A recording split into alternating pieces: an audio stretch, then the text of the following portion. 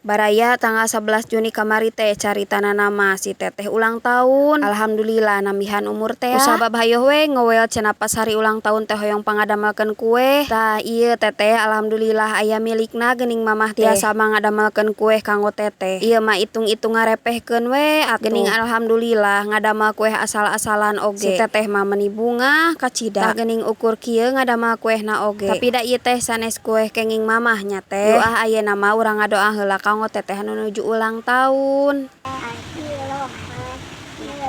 Ngadoa lah kanggo teteh, mudah-mudahan teteh sing jadi budak nu soleh, anu bagus, anu pinter, anu sehat, panjang umur. Mudah-mudahan teteh mah ulah ogo wae nya, teteh ulah ogo wae nya.